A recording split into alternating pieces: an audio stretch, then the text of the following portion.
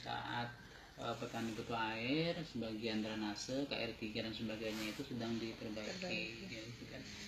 Itu juga masalah, artinya kan mau tidak mau hal-hal yang sifatnya akan menimbulkan permasalahan, gitu kan, apakah dalam bentuk pola tanam dan sebagainya, itu dinas terkait khususnya pemerintah ya melalui PPL itu harus jeli melihat itu.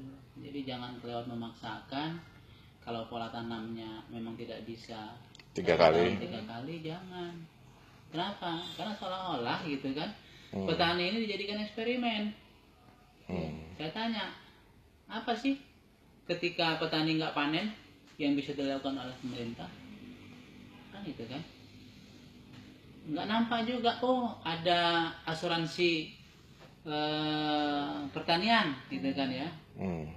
Betul, tapi selama ini asuransi itu juga nggak efektif gitu kan. Kenapa nggak efektif gitu kan? Di awal pencetusan asuransi ini komplain petani susah gitu loh kan.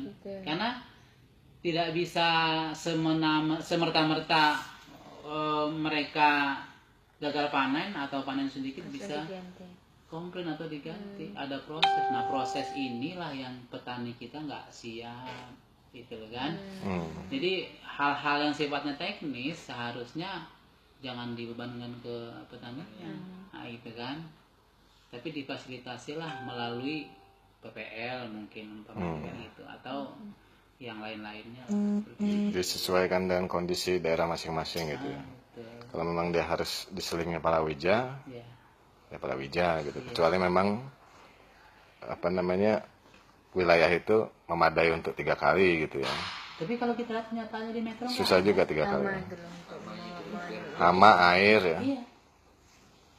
Coba perhatikan wilayah metro, saya wilayah metro utara yang boleh nyaris dikatakan daerah pertanian kan, utara sama. Nggak bisa ada yang 3 kali di situ ya. Nggak bisa. Mentok 2 kali. Iya. Dipaksakan tuh habis-habisan petani itu untuk mengupayakan obat-obatan itu kan dalam rangka untuk pengamanan hama tadi itu, karena nggak putus siklus anunya hamanya. Nah hal seperti inilah yang harus dicarikan solusi kan gitu kan. Ya siapa yang mencarikan solusinya? Pemerintah. Kalau kita DPR ini kan menghimbau